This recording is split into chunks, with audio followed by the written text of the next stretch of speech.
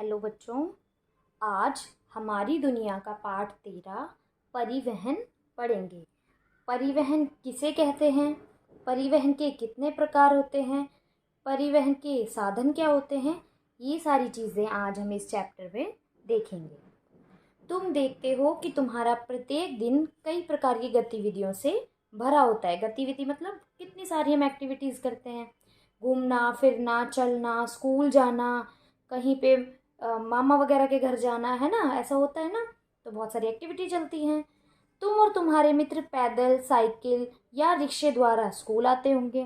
जैसे कि स्कूल में बहुत सारे बच्चे हैं जो पैदल आते हैं, किसी किसी के पापा छोड़कर जाते हैं, कोई साइकिल से आता है और जिस बच्चे का घर दूर है वो बस से भी आता है। तो अलग अलग तरीके से हम लोग स्कूल आते हैं।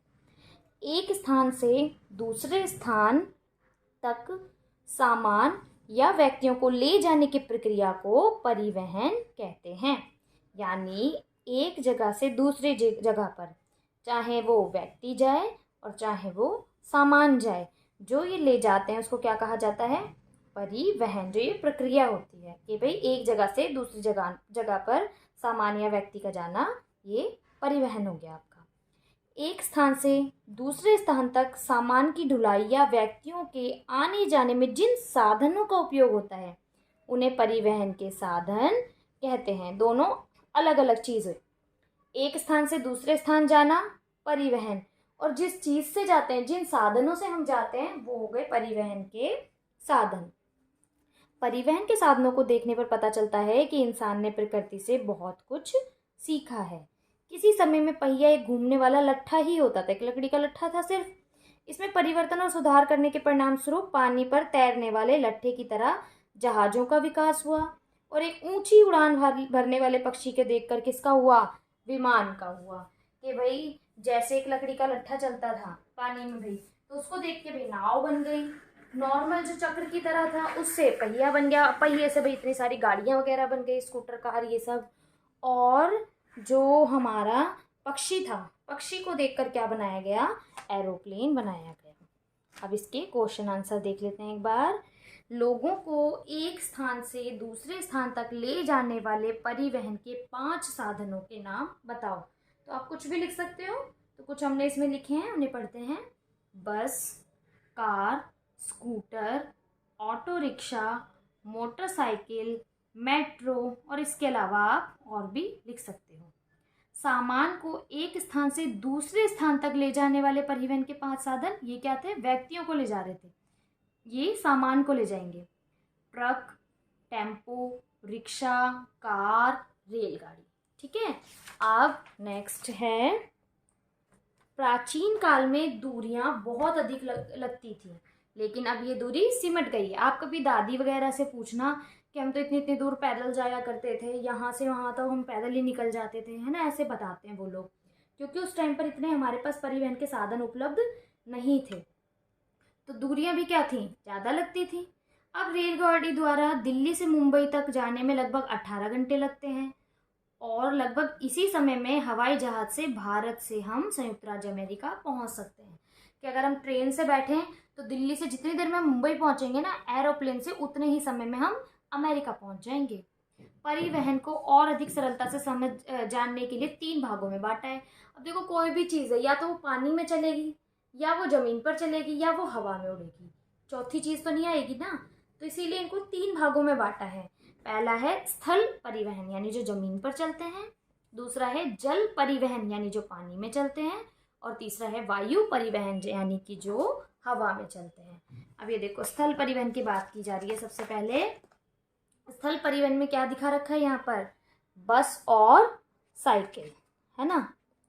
भूमि पर एक स्थान से दूसरे स्थान तक आना जाना या सामान की ढुलाई को स्थल परिवहन कहते हैं। कि चाहे तो सामान आए इधर से उधर, या फिर हम खुद जाएं, ये हो गया स्थल परिवहन। आप स्थल परिवहन के साधन जैसे साइकिल, रिक्शा, कार, बस, रेलगाड़ी, मेट्रो, पाइपलाइन आदि को प्रतिदिन देखते होंगे। ये साधन सड़क मार्ग अथवा रेल मार्ग का उपयोग करते हैं। अब स्थल में भी 2 तरह के हो गए, या तो वो सड़क पर चलेगा या वो पटरियों पर चलेगा। तो अब आ गई सड़क मार्ग की बात। आदि मानव अपना सामान स्वयं ढोता था। पहले के टाइम में भाई क्या करता था, वो अपने आप सामान ढोता था। इस कार्य को आसान करने के लिए उसने यह सामान टहनियों से बने ढांचे पर रखकर खींचना शुरू किया। क्या किया उसने, लकड़ी ली, लकड़ी की टहनियों से बनाया, उस पर सामान रखता और खींच के ले जाने लगा। यह पहला वाहन था जिसे स्लेज कहते हैं। इसे क्या कहा जाने लगा, स्लेज। देखो इसमें भी दिख रहा है ना, ये लकड़ी के इस पे रखा अपना सामान और खींच के ले गया, इसे कहते हैं स्लेज।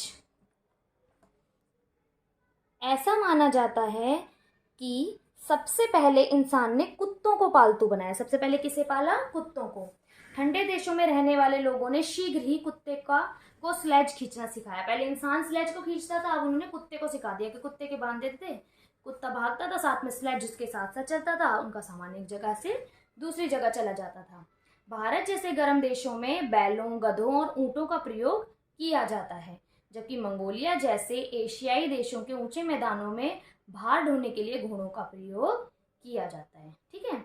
अब परिवहन कितने प्रकार के होते हैं, तो हमने पढ़ा परिवहन 3 प्रकार के होते हैं, स्थल परिवहन, जल परिवहन और वायु परिवहन। मनुष्य ने कुत्तों को पहले पालतू क्यों बनाया था, सामान ढोने के कारण उनको पालतू बनाया था, क्योंकि वो काम को आसान कर देते थे। अब इंसान काम कर रहा है, उसके बदले क्या है, कुत्ते करने लग गए थे, तो काम को आसान करने के लिए। परिवहन के विकास में सबसे पहला कदम पहिए का आविष्कार था, क्योंकि पहिए ने सब कुछ ईजी बनाया। तो हम कोई भी गाड़ी बनाए उसके लिए पहिया इंपॉर्टेंट है, पहिए के बिना तो चलेगी नहीं। तो सबसे जो पहला कदम था ना, वो क्या था, पहिए का आविष्कार। सुमेर वासियों ने 5000 वर्ष पूर्व पहिए का आविष्कार किया। ठीक है, पहिए का आविष्कार भी किसने किया, सुमेर वासियों ने किया। ज्यादातर आविष्कार कौन कर रहा है, सुमेरवासी। पहला पहिया पेड़ के तनों में कटी ऊबड़ खाबड़ लकड़ी थी, जिसे स्लेज के किनारों पर जोड़ा गया। भाई पहले क्या था, जैसी लकड़ी होगी पेड़ की उन्होंने काट ली, बस ऊबड़ खाबड़ सी थी वो लगा ली उन्होंने। क्या तुम जानते हो कि ठोस लकड़ी के 2 बड़े बड़े पहिए वाली बैलगाड़ी का प्रयोग भारत में 4000 वर्ष पहले होता था। बाद में लकड़ी के चक्रों के बीच में क्या हुआ, छेद करके तिल्लियां बनाने लगे। अब देखो, ये आपकी थी पहले ऐसे पहिया था लकड़ी का, उसमें सिर्फ एक गड्ढा करा और ये पूरे में जो थी ना लकड़ी लकड़ी लकड़ी लकड़ी थी, तो उसमें क्या था, वजन बहुत होता था। उसके बाद क्या किया उन्होंने, पहिए में ऐसे तीलियां बना दी, तो तीलियों की वजह से क्या हुआ, वजन कम हो गया, यानी कि पहिए का वेट कम हो गया और वो आराम से अब एक जगह से दूसरी जगह चले जाते थे। नहीं तो पहिए का ही अपना बहुत सारा वजन हो जाया करता था। उसके बाद इस धुरी के दोनों ओर से जोड़ा गया। अब दोनों तरफ पहिए थे, उसके बीच में एक लकड़ी लगा दी गई, दोनों तरफ से जोड़ दिया, जिससे कि ये आसानी से घूम सके। अधिक दूरी तय करने के लिए बड़े पहिए उपयुक्त थे, परंतु इनका भार अधिक हो गया। मिस्रवासियों ने पहिए के बीच वाले ठोस भाग के स्थान पर क्या लगा दिया, लकड़ी की तिल्लियों का प्रयोग करा। जैसे मैंने बताया ना, जो ठोस लकड़ी होती थी उसका वेट इतना भारी हो जाता था, उसको खींचने में आफत आती थी। लेकिन सुमेरवासियों ने जब तिल्ली वाले बना दिए तो वो आसान हो गए, हल्के हो गए, जैसे कि साइकिल आदि का पहियों में देखने को मिलता है। इसी समय भारत के उत्तर पश्चिमी भागों में भी घोड़ा गाड़ी और रथों में ऐसे ही तिल्लियों वाले पहियों का उपयोग होने लगा। धातु की खोज के बाद बड़े और अच्छे पहिए बनने में सहायता मिली।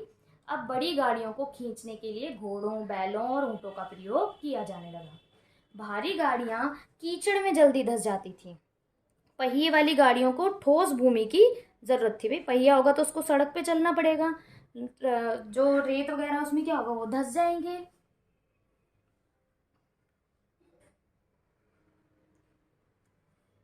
इसीलिए पक्की सड़कों का निर्माण हुआ। पत्थरों के टुकड़ों को बिछाकर भारी रोलर से समतल बनाकर सड़क बनाई जाती थी। आजकल भी सड़क बनाने की यही तरीका अपनाया जाता है। जो रोड रोलर होता है ना, वो मोटा सा भारी सा उसको चलाते हैं, उसकी बात हो रही है यहाँ पर। भारत में लगभग 2000 वर्ष पहले सम्राट अशोक के शासनकाल में एक लंबे राजमार्ग का उपयोग होता था। यह राजमार्ग अफगानिस्तान से आज के पटना शहर तक का था, जो पटना बिहार में है, बिहार की राजधानी, वहां तक था। करीब 500 साल पहले शेर शाह सूरी के शासनकाल में इसे सड़क का रूप दिया गया। यह सड़क आज भी भारत की महत्वपूर्ण सड़कों में मानी जाती है। इस सड़क को grand trunk road, GT road, जैसे हमारे यहाँ पर है ना जीटी करनाल रोड, तो वो उसी के नाम पे बना है, जीटी रोड यानी ग्रांड ट्रंक रोड। ये दिल्ली के कई भागों में से होकर जाती है। अब आगे बात करते हैं, क्या रेलगाड़ी द्वारा यात्रा करना आनंददायक नहीं है? पटरी पर ही इंजन द्वारा जुड़े हुए कई डिब्बों को एक साथ खींचे जाने से रेलगाड़ी बनती है, तो सभी को पता है। इंजन के आविष्कार के बाद सड़कों पर यातायात के साधनों में बहुत उन्नति हुई। लगभग 120 वर्ष पहले आधुनिक मोटर कार का आविष्कार हुआ। इससे सड़क परिवहन में तीव्र साधनों का युग आ गया। जब मोटर आ जाएगी तो उससे और ज़्यादा स्पीड का काम होने लगा। गपशप, अपने दादा दादी जी से पूछो कि जब वे बच्चे थे तो उस समय सड़क पर यातायात के कैसे साधन चलते थे, क्योंकि आजकल के तो आपने देख ही रखे हैं। तो पुराने टाइम की बातों के लिए अपने दादी दादाजी से आप पूछना। अब क्वेश्चन आंसर करते हैं। पहिए का आविष्कार कब हुआ? तो पहिए का आविष्कार 500 वर्ष पूर्व हुआ। भारत में लकड़ी के बड़े पहियों वाली बैलगाड़ी का प्रयोग कब होता था? 4000 वर्ष पूर्व। लकड़ी के ठोस पहियों को हल्का बनाने के लिए क्या बदलाव किया गया? उसके अंदर लकड़ी की थोड़ी तिल्लियाँ लगा दी गई। ठीक है, बदलाव के लिए क्या किया गया? उसकी तिल्लियाँ बना दी गई। पहिए के बीच वाले ठोस भाग के स्थान पर लकड़ी की तिल्लियाँ प्रयोग में लाने लगे। उसके बाद है मिलान पहिए का आविष्कार, तो ये सुमेर वासियों ने किया। बिना पहिए के लकड़ी का ढांचा स्लेज कहलाता है। सड़क को समतल बनाने वाली मशीन को रोलर कहते हैं। पटना से अफगानिस्तान तक का पहला राजमार्ग जो है वो है सम्राट अशोक। और शेरशाह सूरी द्वारा बनाई गई सड़क है जीटी रोड। बस, बाकी आपको ये एक सरकंड और रबड़ से अपनी खिलौना गाड़ी बनाना सिखाया गया है। ये आपका चैप्टर फिनिश हो जाता है।